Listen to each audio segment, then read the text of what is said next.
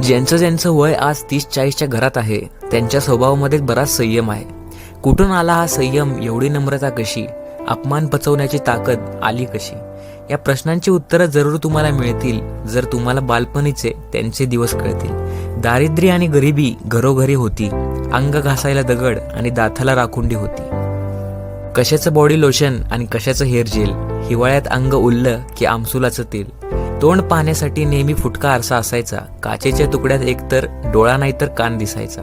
सगळे दात असलेला कंगवा कधीही मिळाला नाही, अफगाण स्नेहाचा भाव आम्हाला कधीच कळाला नाही.